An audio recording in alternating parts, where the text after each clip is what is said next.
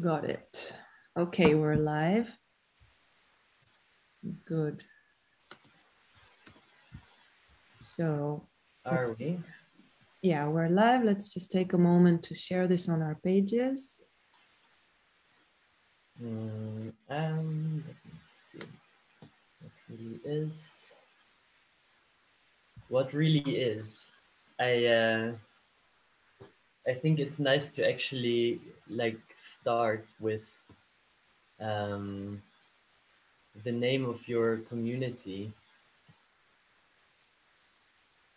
We've been having a number of sessions now together, exploring this question of, okay, so what is happening in society specifically, like what kind of patterns occur with men and women, and we've been trying to unpack it from different angles, both speculative and like historical, but also like really coming from our own experiences, because there is a reason why we're having these talks.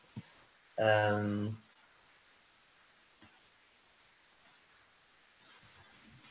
the reason is that there is like issues, that there is patterns occurring, where there is suffering, and where people struggle in relationships, or they struggle in organizations, or I mean the world is struggling.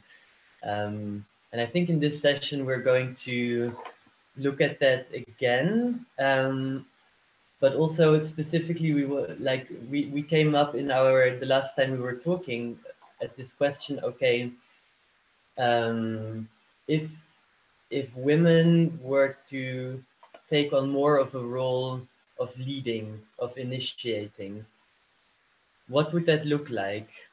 And how about imagining that as leading from a place of love, rather than in a place of like, oh, women have been suffering so much and now they hate men, so they're going to do it differently, like not from that place, but actually from a place of empathy and from a place of maybe like wanting the best that's possible. I don't know. How about you take it from here, Ruthi or Noah? Would you like to? Yeah, I feel like I can. It's still not structured in me, but I will let it unfold as I go. This inner motion that I think women are really called to do these days on a very personal level, but also in a very collective level, is to know that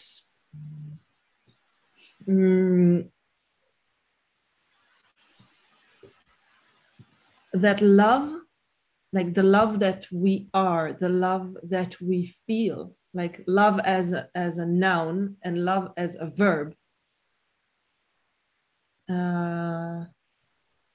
is not, first of all, is not a condition, it is unconditioned.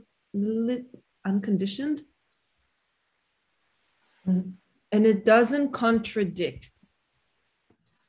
For example, if I'm really pissed at someone, if I even hate him at the moment, it doesn't mean that I don't love him at the same time. For the brain, this is impossible. And we live in a very brain-like society. So this is something that I feel is crucial. Not trying to balance, not trying to organize my feelings so they will make sense to me, but really letting myself be everything at the same time. I had a tarot session this week with a woman, and she was really heartbroken. She experienced a deep disappointment from a man that they were like on and off for, I don't know, 2 years. And she said, I'm so hurt and so disappointed and so exhausted. And every time, like when I meditate, I find my thoughts are going to like really hating him, cursing him. And then I'm like, no, this is bad energies. You don't want to go there. Go back. Love him. Send him blessings. Know that what he did for you was a gift. Now, it's all true. But when I do this to avoid the bad feelings, I fake it.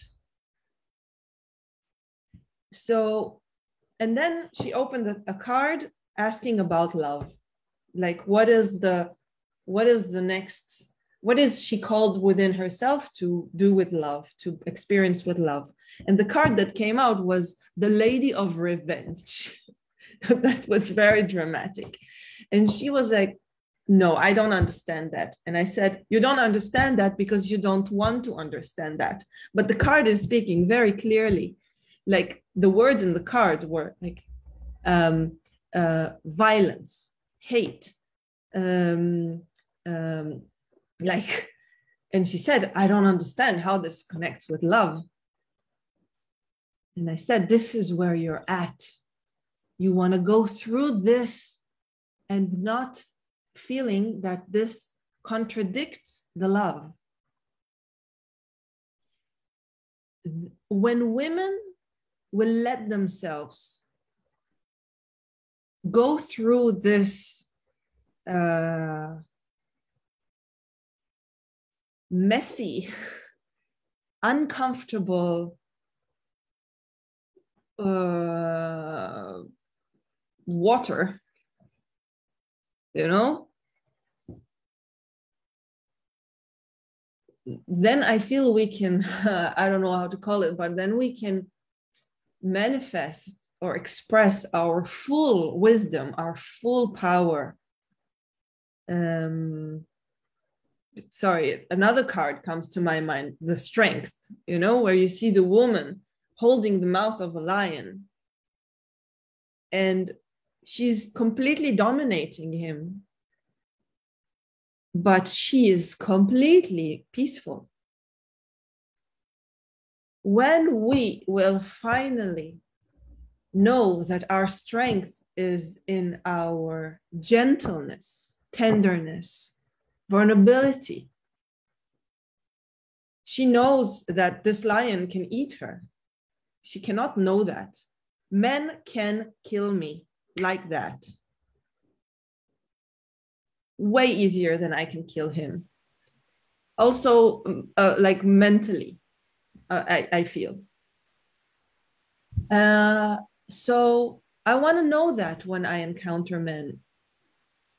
I don't want, so maybe our power is to not trying to play the game by the tools men are playing. We have different tools, we have different strength. And we learned that what we have, like the strength that I'm talking about, is actually weakness. Probably because we, like, society is so based on men's point of view. So this is what I'm bringing to the table in terms of leading. Until we will know to do this within ourselves, I doubt if we can project it, and even like educating to this. You cannot fake it. You have to go through this by yourself, and it starts on a very, very, very personal level. Thank you for bringing up these qualities, because that is actually really exciting for me now, the way we're speaking, you know. I feel like, in a way, so there is a picture of like polarities and different approaches. And I was thinking about this image, you know, the image of the yin yang.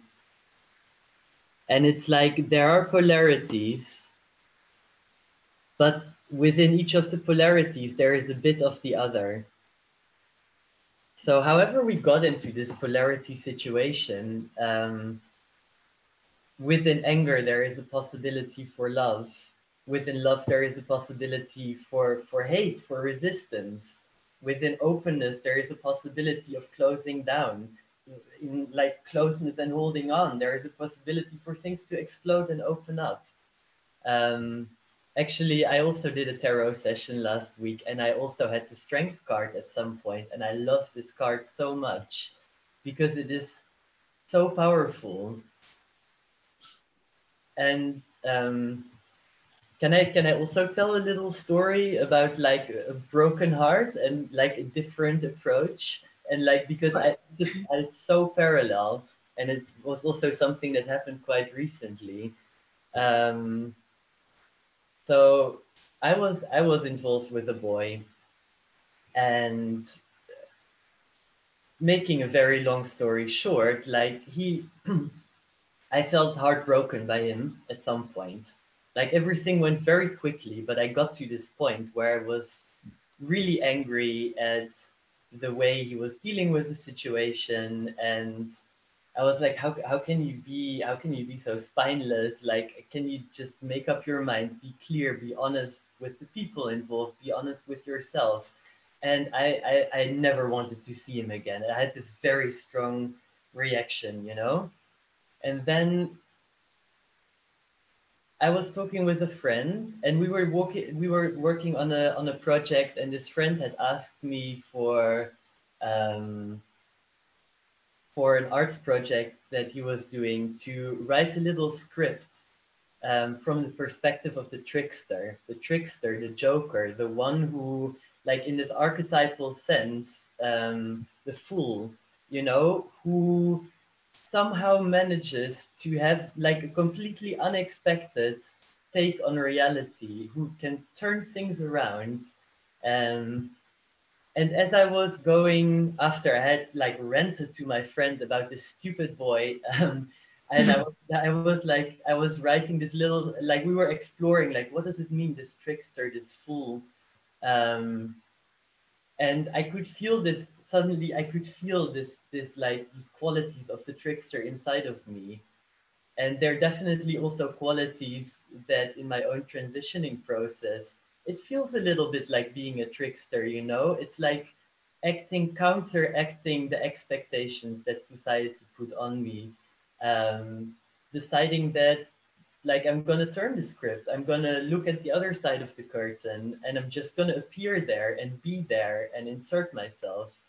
Um, and as these things were awakening in me, these possibilities, these qualities, these capacities, I was like, you know what, like part of me feels like this boy doesn't deserve my insight, or at least what I feel is my insight in the situation, but I have this insight, and actually I want to write it down for him. I'm going to write him a letter, and it's like it's written like it's firm and straightforward, but it's coming from love. And so I sat down and I wrote this letter, and I felt so empowered in the situation, where I was like, listen, actually, like I think you can learn. I think you want to learn, and here are some things you could learn if you wanted to.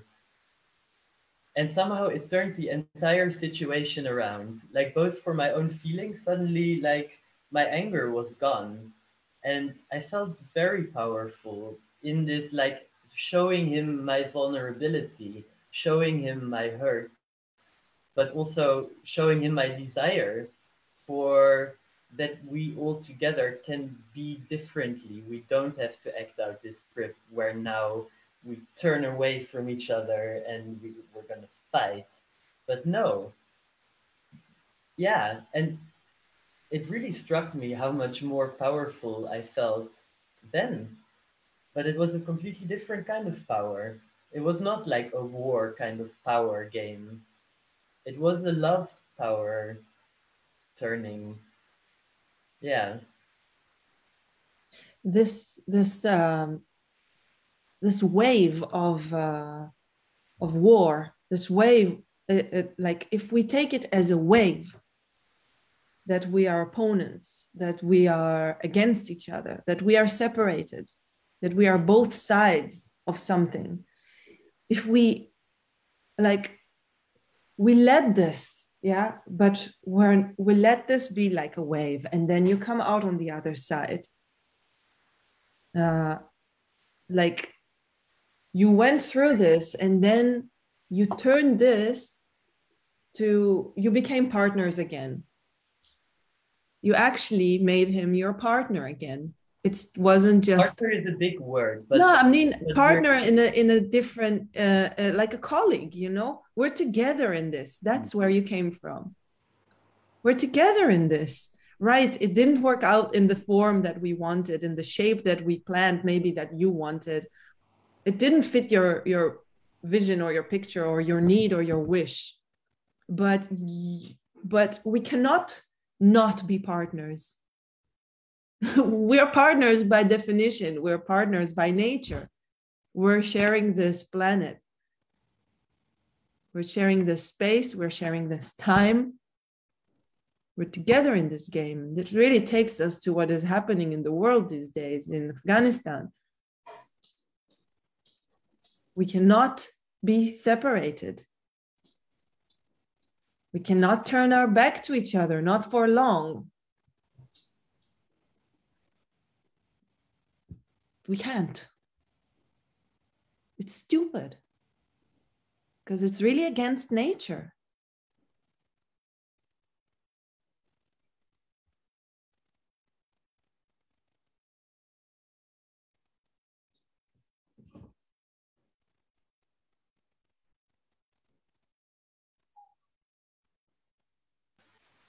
I mean, I love all the things that become possible with that attitude.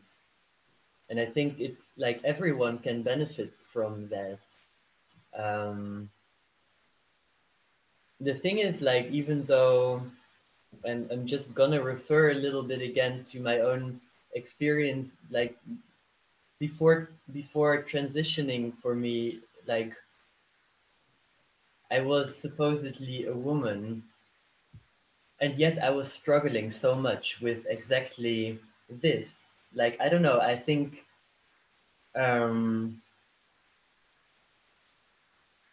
we were talking in earlier sessions about how Noah and Ruthi, you've been exploring these different frequencies, this kind of polarity that seems to exist and manifest between men and women. And I think I really struggled with embodying some of these things that are connected with femininity and like this kind of empathic care. I mean, it was there, but I also think I was like leaning more towards this other frequency, if you so want, because it kind of gave me a sense of like security. It gave me a sense of power, I think, that I couldn't find in the more vulnerable power that we're talking about now. And for me, it's like, it's really interesting to notice how since transitioning and where I was like, okay, I'm going to move into this other space. I'm not just going to like be a woman who is like a man, but I'm just going to be like a man now. And somehow I found suddenly in that space, I found the possibility to be like a man, but actually embrace these qualities that are connected to femininity as a kind of reconciliation. I mean, at this point, I feel more like a reconciliation because I'm like, I went through this process of reflecting on which qualities or things in myself I didn't want to be there, these feminine qualities. And only when I entered more as a man into the world of men, I was like, wow, I am actually bringing a whole lot of experience and capacity into these spaces And I love being in spaces with men, like however problematic some of these things can be, because I realized like, oh, there's like actually like something of what I learned I can share in these spaces with men, and they can somehow like I have a lot. I oftentimes have I notice this, um, that suddenly men open up in conversations that I'm having with them or in interactions, or like can suddenly begin to acknowledge some of their own vulnerability. It's a very mysterious like play or game and how this works. I mean, at this point I feel like, okay, I feel like I know in myself both these frequencies or these polarities, and I feel much more in a non-binary space. Like, to be honest, I don't know. Like, I can't tell. Am I a man? Am I a woman? It's not that interesting a question to me. But I know there's different kinds of qualities that I can embody, and I can try to communicate between the two. This is where it becomes creative and playful. And like, if we're talking about leadership in a new way, let it be with love. Let it be creative and playful. I think the world would be a better place for that. Ruthi, I would like to hear you about this because you are coaching a lot of men couples, and it's very easy to get into this groove of cheap. It's enough. Into this tender, loving, facing with vulnerability, attitude. But when you're facing an aggressive man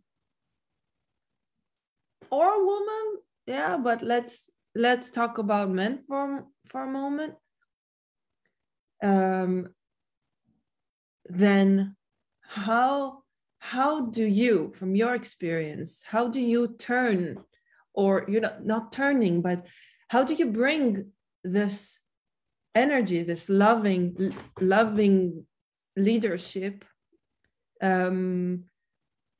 into also being dominant, with this like this tarot card with this lion?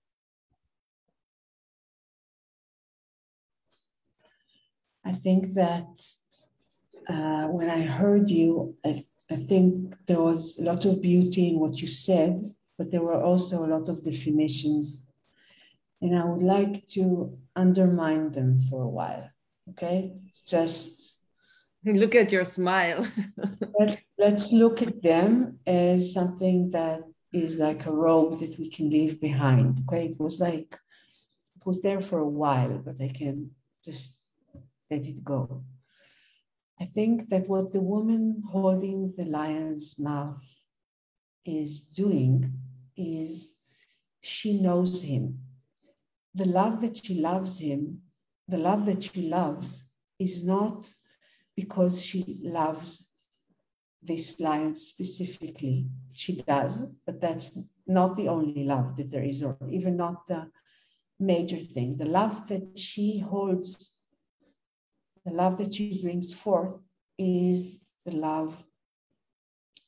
connectivity of everything. It is the oneness.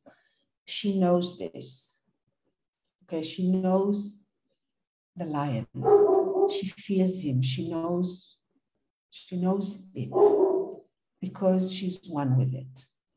So when she holds Chip, the one who's barking here now, he can be dangerous. Okay, he can. Okay, but when I hold him in my hands, and he's tremendous, he's huge. When I hold him in my hands, or when I put eardrops in his ears, which he hates, and when it's painful for him, he will not bite me.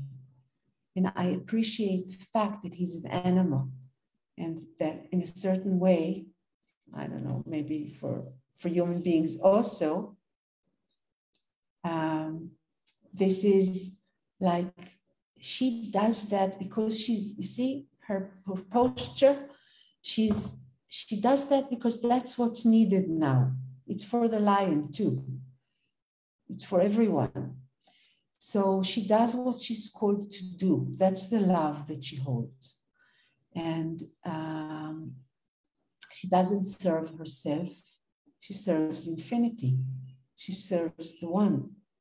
That's why she doesn't do something for it or to it, but she actually is one with him and is one with everything. So if we come from there, then I would also say this, that in a way,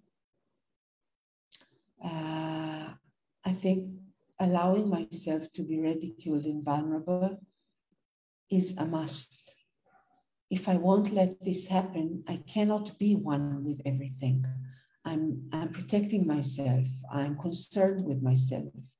I am serving my needs and my wants, even if they're good ones, okay? Even if I want to bring peace and I want to do good, okay?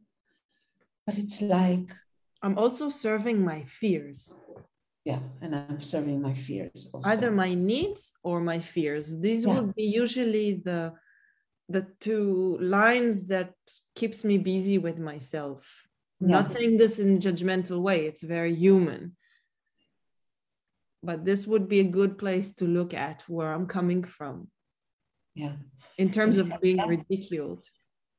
And if I am coming from there, then the first thing that comes before needs and fears is the I.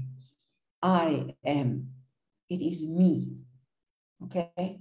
And when I say this, then there's already friction, already separation. Okay? The I, or whatever Ruthi is not my business. If people would say that I am that or I am that for them, then God bless them. But that's not my concern. My concern is as a human being, and I think that women know this more than men, okay? But I'm not arguing this, I'm just looking through that,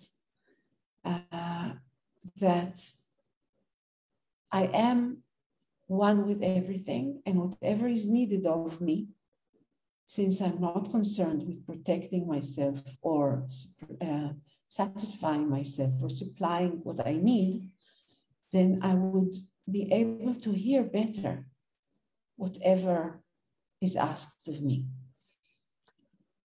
And being vulnerable and being ridiculed is actually a crucial part of it, because if I'm not protecting myself, then I can look with love at people who ridicule me. I can love people who contradict me, or even put it as, you know, as a target to show that I'm wrong. Okay? Because whatever they show is important for me to see, because it would enable me to look again. And it would also enable them to check it out with me if I don't become the other side. If I'm not concerned with being right or being becoming an advocate of opinions, then what happens to me is that I'm there fully. Okay, that's why when I let go of the descriptions, it's like that, it's that motion. Then whatever is left is what really is. Okay, because I'm not doing it. And I go along with whatever is being revealed, and I'm listening to whatever is being asked of me, and I serve. Okay, whenever we act from there, then an act, I don't mean only conduct ourselves, but really are there, then we know the lion, we know the person, we know the baby, okay, even before we became parents, we know because we're really present to what is.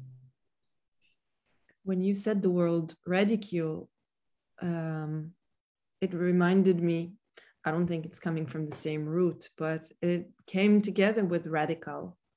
Because what you're saying is radical, is really going to the deepest root of the being, or what we call the being, and you go beyond the I. This is exactly what you're saying. You can only go to this place where you agree to be radical when you really agree to let go of the I. Or, and for me, it's the or you know that the I is an invention. It's a creation. Might be individual creation, or might be social creation or gender creation, but it's a creation, it's a shape that was supposed to manifest qualities, beauty, wisdom, and to let us go through the experience in order to awaken. But instead, we got trapped. We got engaged in that description or I, and then we live as if that's the truth, and that is not the truth. It is an invention coming from, the way I feel it and see it, it's an invention coming from our perception of death, because the I is born and dies with this body, with this life, with this time. And being ridiculed, and brings me back to the communication with the lion, you in a way have to agree to die for this, to train this lion. You're still in the passage, no? You're still thinking from today how to get there. What I'm saying is leave it. Just leave it. Be whatever you really are. You are one with the lion. If you want to learn how to train lions, then train them. This is not that. But if you agree, in order to train a lion, you need to come to terms with the possibility that you will die. Okay? There's a man, I'm sorry, I don't remember his name, but there are many videos of him hugging lions that I wish I could. I'm envious of him very much. And he grew many lions, and they're in the wild, and when he goes there, they just run to them, and you don't know if they're going to bite off his head or to hug him, and they're like puppies. They love him so dearly. And that moment, when he says this, and he now has a wife and a child, and he says, my wife knows that I may die. That's the choice I made. And before we got married and before we had a child, she knows that I'm not going to stop loving lions and hugging them and being there for them just because I'm afraid to die. That is beautiful. And that is what you're talking about. What I'm talking about, and what this woman in the tarot is doing is actually, she knows that she's one with him, with the lion. Meaning she loves him not because she wants him. She loves him not because he's adorable.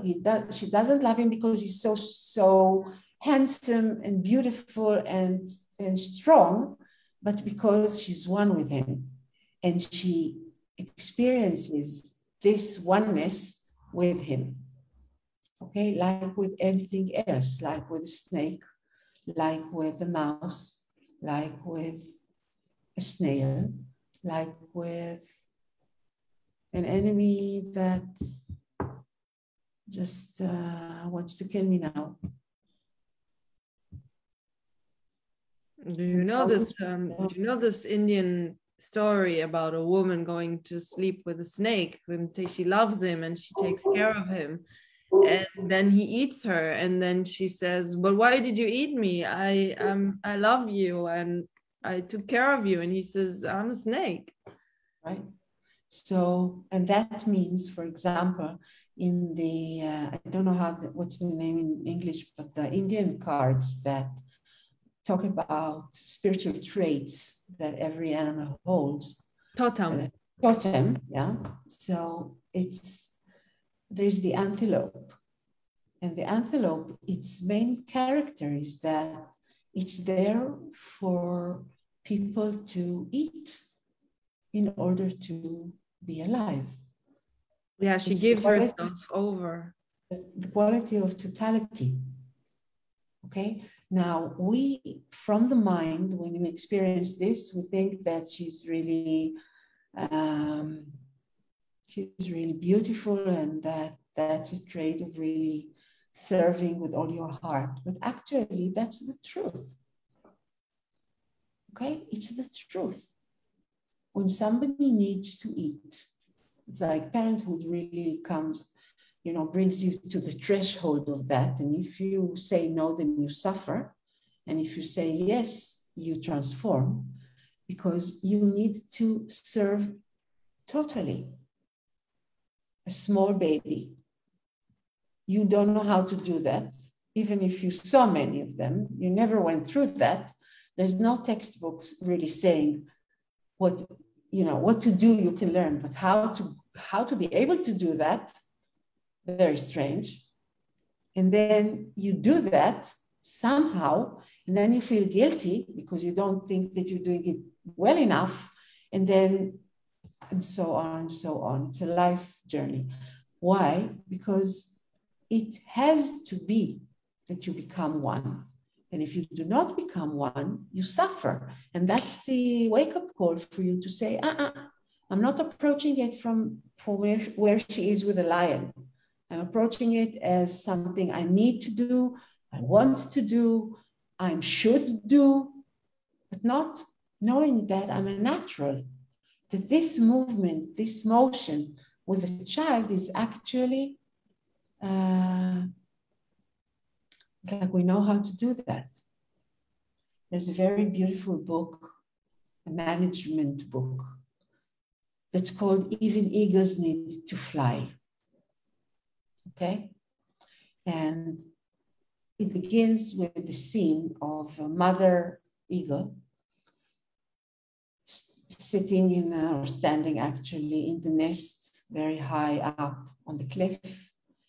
And there's this moment where she needs to, with her, forgot her long nose or whatever, the peak, she needs to just push them out of the nest. And she knows then that when she does that, they might not fly. And then they drop and they die. Okay? But she also knows that if she doesn't push them from the nest, they would not experience the privilege of being an eagle. Okay, and there's this part where she's like the eagle, the mother eagle, is speaking to herself. Okay, and the book says that's what management is all about. Okay, it's that you are so one. A woman wrote this, of course. You're so one with everything, with the target of the organization, with its challenges, with its competitors or the competition it's with, the resources it may use, and so on. The world, people, and the people that you're looking at. And that at a certain moment, if you really listen and you don't come up you don't approach this with your head, you know what to do. And then even if it's scary, and even if you're not sure that you're doing, that you wish you didn't have to do that, you would do that. That's why, Ivan, you were talking about something before. I wanted to tell you, sometimes people smile at me and they say, people my coach and also my children sometimes, and they smile to me with a good smile, loving smile, and they say, wow, you're really cruel. And you know, the first time they said, at the beginning when they say this, it's like, what? But it's this kind of cruelty that comes out of love. It's not really cruelty, but it's like for a person to be pushed out of a nest, it sometimes feels like someone is being cruel to them. Someone is being like loving in our mind is, you know, holding them, not letting them until she's certain that they can, she won't. Of course, she won't push them away, but she also won't let them spread their wings, okay? But there is this moment where if they don't do that, then they continue to live as chickens, not as eagles. So there is the universe is calling her to do that. Her nature is calling, their nature is calling them to do that. So in many ways, I think that when women, or if women would allow themselves to lead more, and I'm not only talking about leadership of countries, but with, for example, Jacinda Ardern in New Zealand now, okay, she's tough, she's really tough. And concerning the COVID, she's really tough and she's holding her grounds and she doesn't let go and she's not intimidated by criticism. She's much more strict than many men leaders. But she's there listening. I've been following her a lot lately. She's listening to whatever is called of her because she's loving. Okay, so it's like, it's not being nice. It's being really just serving whatever is needed to be served. And then from there, sometimes it would be harsh and tough, and sometimes it would be soft and beautiful, and sometimes it would be creating like an empty space where people can know themselves and rise. Okay, not filling it up with opinions and ways and paths and rights and whatever.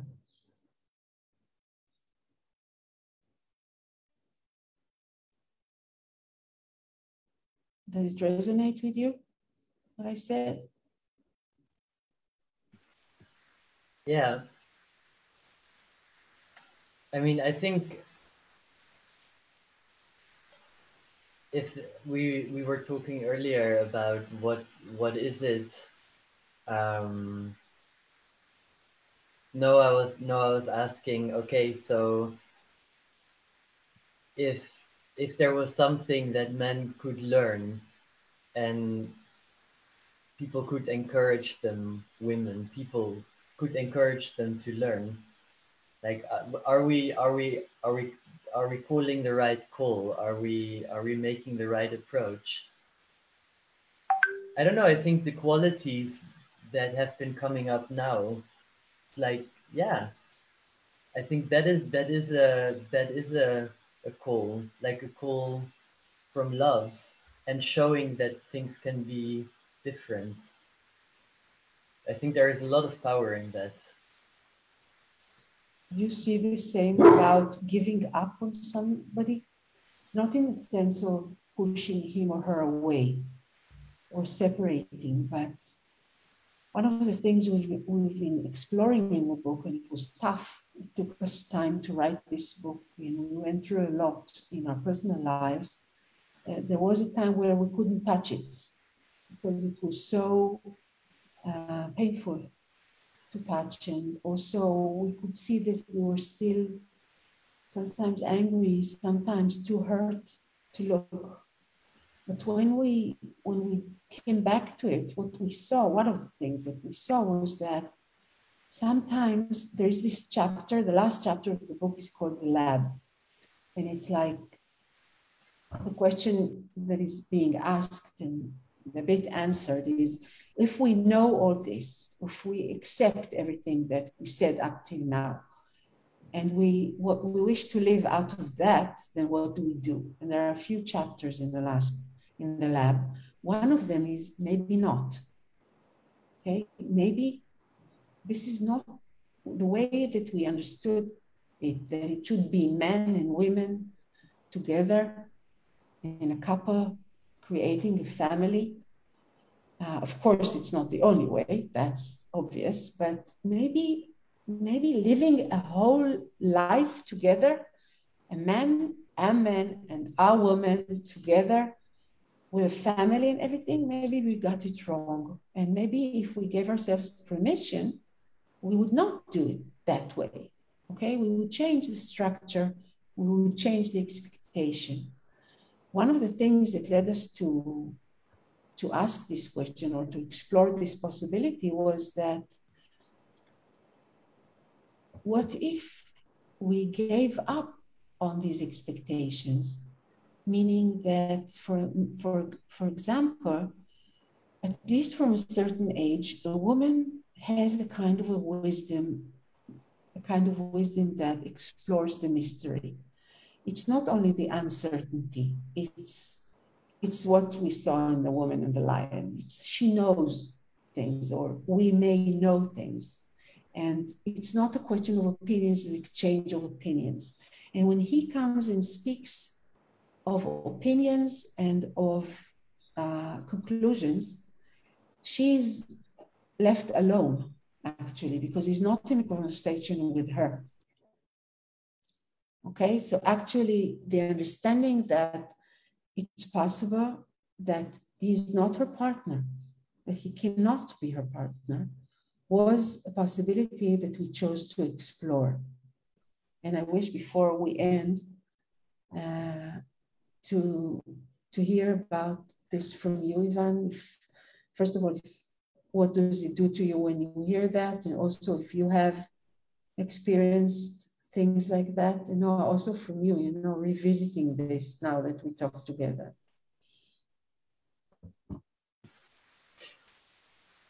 What stayed with me most from what you were just saying is like what happens if we give ourselves permission to let go of expectations that relationships have to be a certain way. That resonates really strongly with me.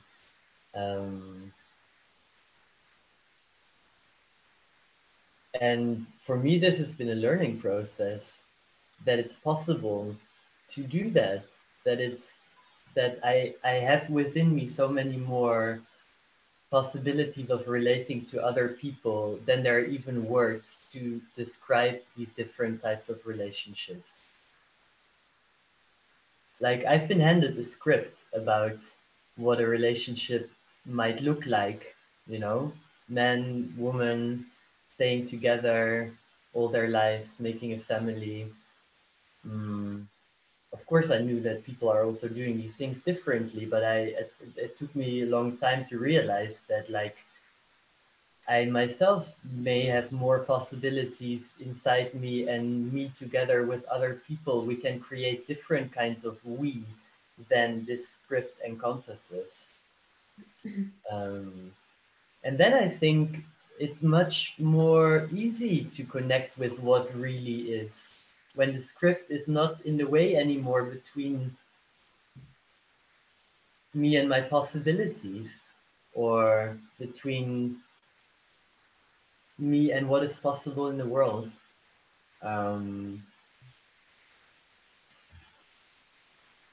Like that doesn't mean that there is not things in this script that can be really wonderful, and that maybe we don't have to like get rid of everything and replace it with something entirely new.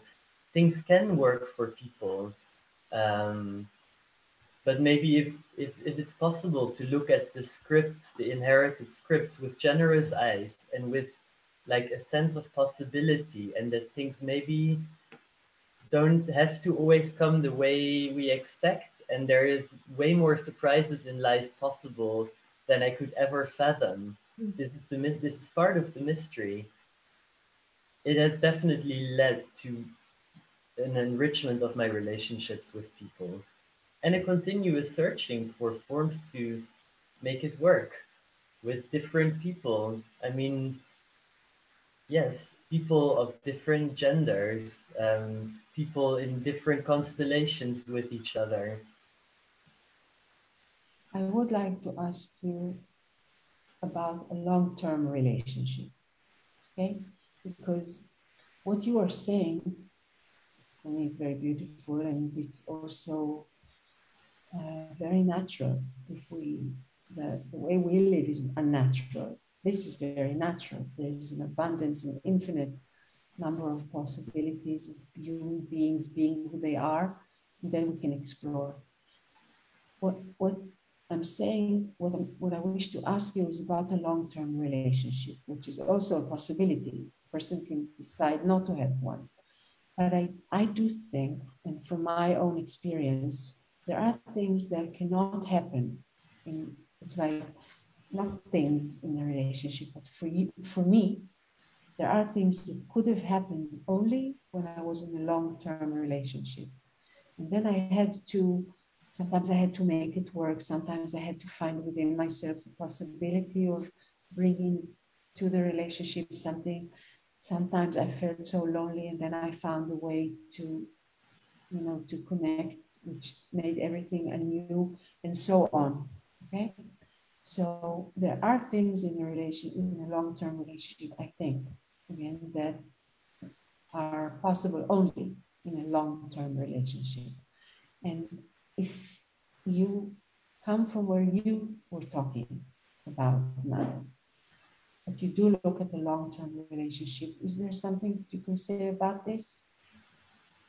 What would it take from us? How could we approach this when crises come? What are we called to do? So no relationship is ever the same, whether it's short or long, because every constellation between two people is going to look different and is going to have different challenges and different opportunities. I mean, I was in a long-term relationship, and there is a lot I've really appreciated about that. And even though the format shifted and we're no longer in a romantic relationship, the relationship carries on. And I'm very happy that like ending this relationship in its original form didn't mean shutting the doors and walking away from each other. Like there's something incredibly valuable about these experiences that have been shared. Um, when I ended that relationship, I had to start again, like you don't just have a long-term relationship out of nothing. It takes time. And I've only had 2 years since. So it's hard to say. But what I did notice is like, okay, there are different people bring out different things in me. And with some of these people, like I always, when I get into a relationship with a person, like my intention is not for it to be a short-term relationship. I am interested in deepening relationship, and I am interested in these dynamics of giving and taking and making mistakes, being confronted with myself, taking it as an opportunity to try and learn, and also being confronted with my own needs and my own boundaries, and learning how important it is to come to terms with those and be able to communicate that. I think there is amazing growth possible if communication and this trying to be honest with myself is in a way what drives the intent of having a relationship. Um, yeah.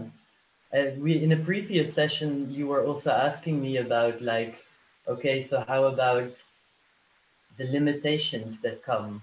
Or like, I'm not sure if you use the word limitations, but if there is a certain thing that is maybe not possible in one relationship, how do you deal with that? That it can be an amazing opportunity, I think, to deal with these things. But like again, back to the trickster, back to the movement between the chaos and the form. There is movement, and movement with love. love for the other person, hopefully, and hopefully also love for oneself. And it's a dynamic process of moving between these things. And in the end, I feel like it's great if, like, again, like, not taking things for granted. It's important to maybe be like, okay, I hope that this was going to be a long-term relationship, and I thought we were going to maybe travel a long road together and learn a lot in the meanwhile. But it's also possible to arrive at a point where maybe I realize I don't have the capacity, or I don't actually want to keep on traveling this path for all kinds of reasons. As long as I don't feel like, oh, I should be doing this or I should be doing that. Rather, like, okay, like what, yeah, checking in with oneself with love. Is this viable? Is this something I have the energy for? Is this something where I want to put my energy? Can we do this together? Or maybe we need to travel separate for a while, and let's see if our paths reconvene in the future.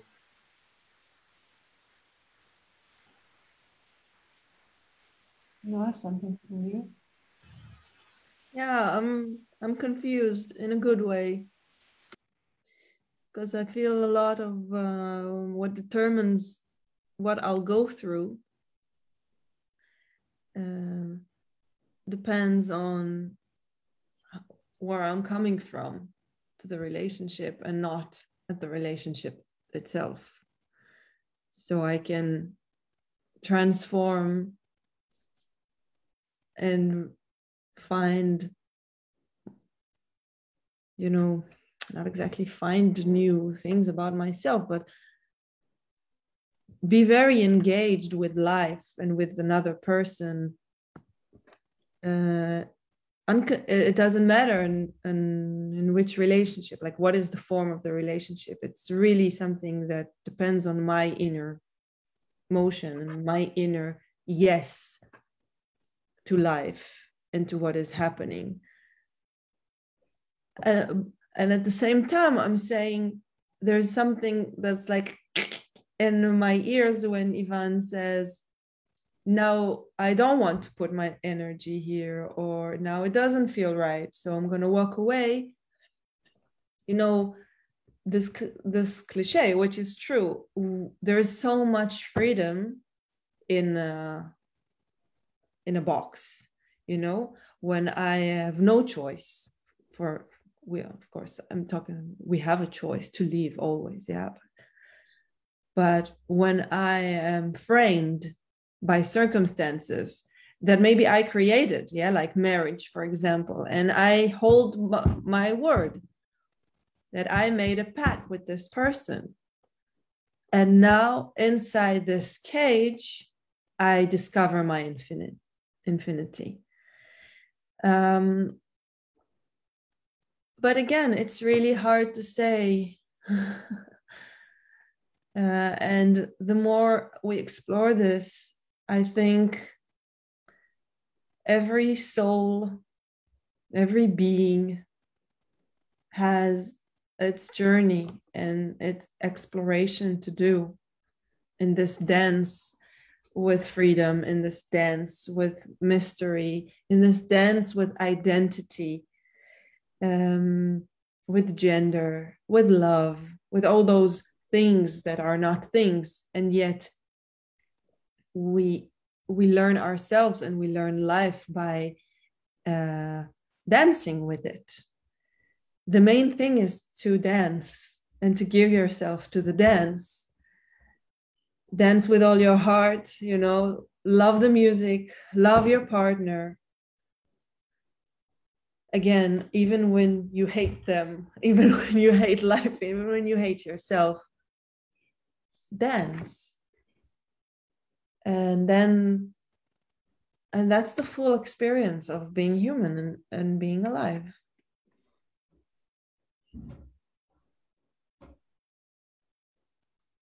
we get different cards, we get different circumstances, we get different bodies, we get different story. Yeah. And like you said, Ruthi, and I love when you say it, it's not of my business to know what should happen with me. My business is to come fully to what I am, to how things are, and let it play on me like I'm an instrument. And then you hear the music that is created, but you're not in charge of the melody, you know? You're not in charge of the orchestra. Right. So I would just add that that is what you just said so beautifully, and both created such beautiful motion here. I would just add that responsibility, we need to understand responsibility anew, but not to drop it. Okay, so it's like not to be harsh with it, and not to take it as a burden, and not judge or feel guilty in the sense of, you know, going against something. But on the other hand, with that infinity and alongside to that mystery that really allows us to, it's a privilege to live within the mystery. There's also a call for responsibility, and I think we need to explore this. Here again, with the question of responsibility, not to walk in the old paths, but to understand responsibility anew and then act accordingly. Not be passive. Be in the mystery, but not passive. I think it's and coming out of love. Okay, I think it's the three like walls of the triangle that we want to make sure that we're well with them and that they are alive. What did you say? What are the three? It's allowing the mystery. I don't remember what I say, but I'll say it anew. It's allowing the mystery to be and to feel privileged by living it, coming out of love. It's my point of origin. Love meaning the oneness, being one with everything, the knowing, and the feeling of love and caring of everyone, for everyone. And the third one was responsibility, understanding that anew and really not being passive, but not being against or... Maybe learning responsibility from these two. Like if I hold this and this, then what is responsibility? And exploring this from here. Yeah, some people have been like taking the word responsibility apart. I mean, like actually it's about the ability to respond. Yeah. And it becomes like a verb almost, you know, like dancing. And I think also freedom, sometimes people think of freedom as being free from everything, being free from commitments, being free from ties. But it's I don't see freedom like that. It's like freedom from is not real freedom because you're always within things. And you're, yeah, freedom from in the end is a kind of loneliness, you know, in order to live together, to be together, to learn and grow together, like being free with each other. I also have this picture that I love. I don't know, like some physicists say like, oh, it's actually not relevant to use this metaphor, but like the on the quantum level, you know, particles, you can't actually, like, they can be a wave or a particle. They only become either or once they're being observed. And whether or not that applies on other levels than on the quantum level, I can't tell. But like, I think it's a really interesting thing One of my teachers, Shelley Sachs, always used to talk about like there's two things in a way like that are in this dynamic dance with life. It's directing and letting emerge. And it's like, in a way, this contradiction, living this contradiction, it's possible, I think. Mm-hmm. Yeah, right. Thank you very much. It's beautiful. Thank you. And I think also what really is not a definition, but it's always a movement. Right. Exactly. Exactly. Or And maybe it's both definition and movement. like you said, it's both. Okay. Yeah. Anyone listening at any point is very, very, very welcome to contact and respond. Responsibility. Yeah, and share anything and everything about this. The same. Thank you. Thank you. Thank you. Bye-bye. Bye-bye. Bye.